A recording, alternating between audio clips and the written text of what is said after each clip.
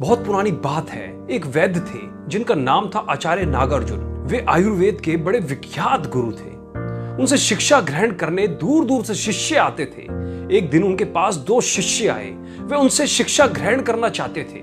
आचार्य जी ने कहा, तुम्हें अपना शिष्य बनाने से पहले मैं तुम्हारी योग्यता की परख करूंगा। उन्होंने कहा, तुम दोनों पहाड़ पर जाओ, वहां से दर्दनाशक बूटी और बुखार की दवा लेकर आओ। दवा की पहचान आचार्य जी ने उन्हें बता दी। दोनों शिष्य पहाड़ पर गए, एक दर्दनाशक बूटी और एक बुखार की दवा लेकर वापस चल दिए। शाम को जब दोनों शिष्य अपनी अपनी दवा की बूटी लेकर वापस आ रहे थे, तभी रास्ते में उन्हें एक व्यक्ति मिला जो बहुत तेज बुखार से परेशान था। दोनों शिष्य उस व्यक्ति के पास गए। उन्होंने पूछा, आपको क्या हुआ है?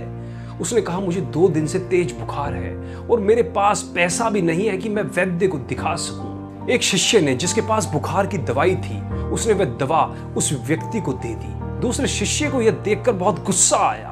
वह अपने साथी से बोला, तुम आचार्य जी के आदेश का उल्लंघन कर रहे हो। फिर दोनों शिष्य आगे बढ़े। उन्हें रास्ते में फिर से एक बच्चा मिला। उसके पैर में चोट लगी थी। उसे बहुत तेज दर्द हो रहा था, लेकिन दूसरे शिष्य ने उसे वह बूटी नहीं दी। बच्चे को वैसे ही रोता छोड़ दिया। रात होने से पहले दोनों शिष्य आचार्य जी के पास पहुंच गए। एक शिष्य ने आचार्य जी को दर्द की दवा सौंप दी, मगर दूसरा शिष्य खाली हाथ था। उसने रास्ते की पूरी बात बता दी। आचार्य जी ने उसकी पूरी बात सुनी और कहा, कोई भी शिक्षा तभी असली शिक्षा होती है जब उसका सही तरह से उपयोग किया जाए। तुमने साबित कर दिया कि तुम मुझसे शिक्षा ग्रहण करने के सच्चे अधिकारी हो। इस तरह आचार्य नागार्जुन ने उसे अपना शिष्य बना लिया, जबकि दूसरे शिष्य को वापस भेज दिया। दोस्तों, हमें न केवल ज्ञान प्राप्त करना है, बल्कि उसका सही उपयोग भी करना है। सबसे ज्यादा जरूरी है कि हमारे अंदर इंसानियत का होना।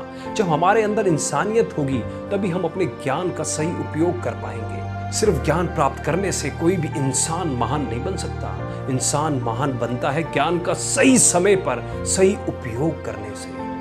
दोस्तों, अगर इस कहानी ने आपके दिल को छुआ हो तो इसे लाइक, कमेंट और शेयर जरूर करें और हमारे YouTube चैनल को आज ही सब्सक्राइब करें। धन्यवाद।